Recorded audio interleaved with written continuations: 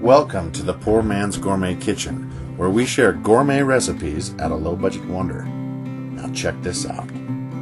If you don't have fresh lobster available, here's a cheap alternative. I bought this bag from Walmart, 2 lobsters for $16. They're pre-cooked, frozen, with instructions on how to reheat on the back. Now another thing I pick up from there is their sub rolls. Generally a lobster roll has a split right down the center on the top that's cut open so it can be easily stuffed with lobster. Now here's what you get when you buy 2 frozen lobsters. They're both in a net, but it's real easy to remove. And each one of these weighs about 11 ounces.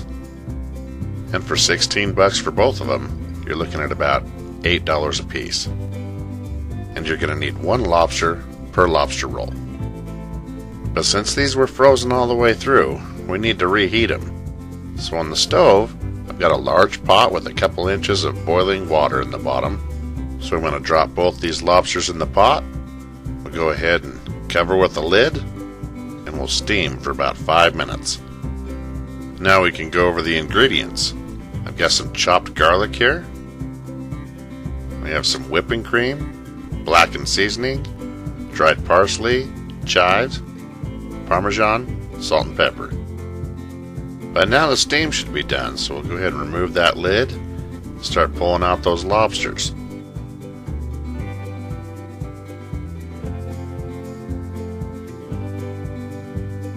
Now obviously, right now they're too hot for handling, so we're going to put them in the sink here and run some cold water over them, just to make the shells more manageable. And once we strain the water, we can go to work on them. We can start by removing the arms with a twist, pop right off, and then the same thing to remove the tail, but this is not a good sign. We'll remove the arms off the other lobster, and again twist off the tail. And this one is the way it should look, and I'll explain here in a minute. Now here we've got that first tail removed.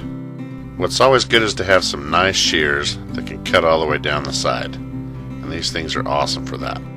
But what we've got here, when we cut down the top, flip it over, cut down the membrane, you should have 1 solid piece of meat in there. But this is a sign that the lobster was overcooked from the factory, because it's just falling apart. If the color was dark, it wouldn't be edible, but it's light, so it's still good. But here's that second tail, and again, with our shears, we'll cut down the back.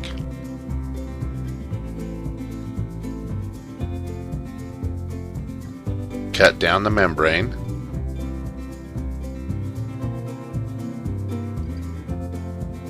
And you'll see now, when we split this one open, we've got 1 solid piece here. This is how it's supposed to look. Now again, if you've got some good kitchen shears, you can use this part here to clamp down on the claws. Then with a little pressure here, sometimes you got to flip it over, but you should be able to bust right through that shell and pull out the entire piece of claw meat. Awesome, right? Now here's that first tail. See, it's all shredded. Still good though, but again, it should have looked like this. You split down the center here and you can remove or devein the tail like you do shrimp. The rest of the shell I would recommend saving for stock. But let me show you another trick you might not have seen before. These legs here can come right off, and believe it or not, there's some real sweet meat in these. Just take a rolling pin and you can squish that right out. It might not look like much, but 8 legs per lobster, that adds up quick. Now on the stove I've got a hot pan. I'm going to add some butter, and I'm going to go ahead and add that chopped garlic. Now before either one of those burn, I'm going to add that whipping cream. This is pretty much the starts of an Alfredo sauce. Now I'm going to add that lobster, and the meat will just suck up all of that liquid as you stir. Now we'll add a few of our seasonings, starting with that blackened seasoning, which I have an excellent recipe for. Now the chives and parsley. Add another splash of that cream and the Parmesan. A pinch of salt and pepper, and we'll get that all stirred up. We now have the makings for a perfect lobster roll. As you can see, it's not dried out. It's nice and creamy. A great alternative to mayonnaise. Now here I've got a sub roll that I broke off from the pack. We'll just cut that right in the center. Not all the way through though. Something like this is perfect. Now we're going to butter the sides.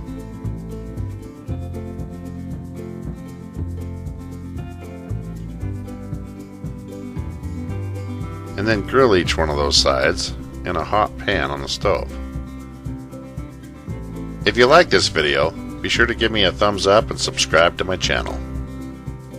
If you haven't already, that is.